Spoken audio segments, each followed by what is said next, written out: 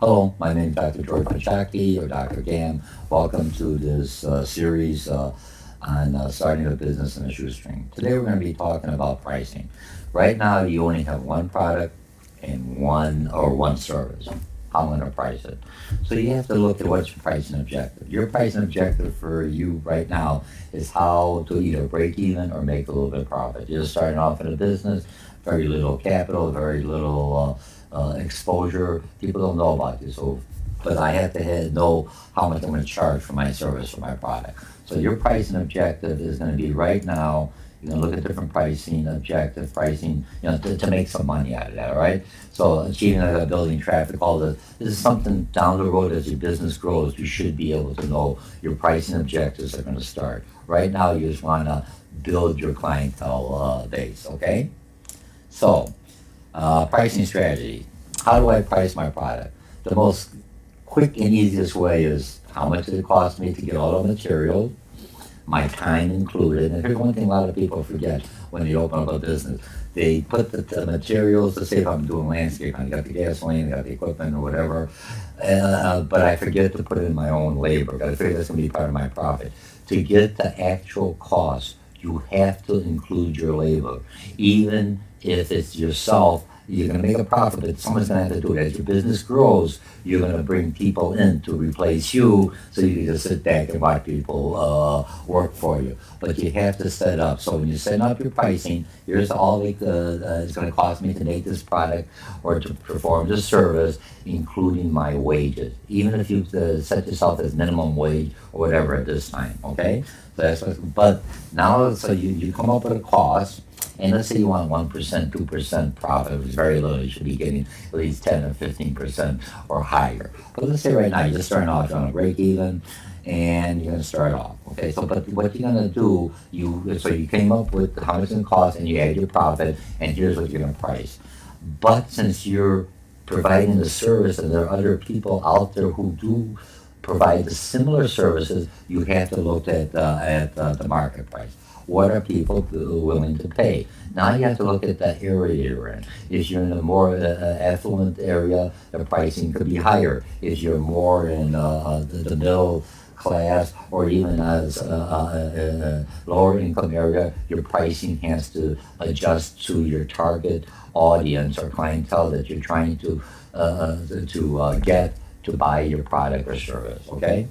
Now, if you do all this and you find out that your service or product is higher, your price is higher than what the market price or the competition price base, what your competitors are charging, you may have to lower your prices, look at your expenses, see what I can do to reduce those. Or if you say, I can't do anything, what am I going to add, value added? So when I do my marketing campaign, when I talk to customers, I know my price is a little bit higher, but we basically use all electric products. We don't hurt the environment, whatever.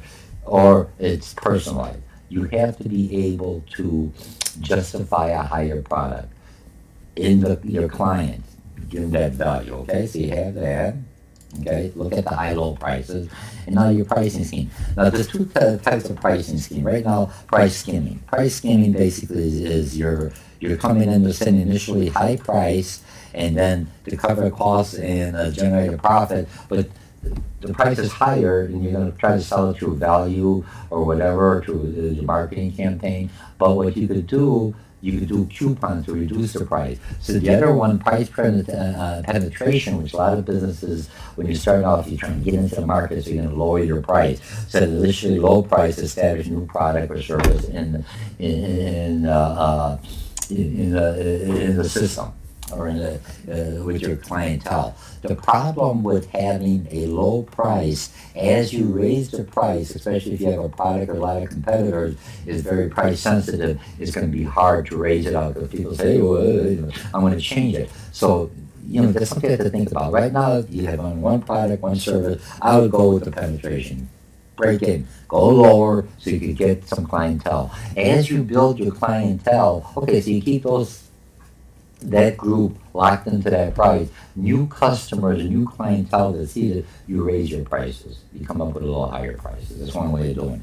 So part of your pricing tactics are, bundling, downward the bundle, price lining, psychological pricing. Remember, if you set your prices too low, people say, hey, I get what I paid for. Okay? And then odd even prices, and then discount. So if you have a higher price than what the market's doing, you could give coupons or services. Hey, you sign up now. If you sign up for the season, I'll reduce it by 10-15%, which gives you that competitive edge, but you always want to make a profit. When I talk about the break even, look at the break even chart. Well, I'll talk about that later. You want to at least break even.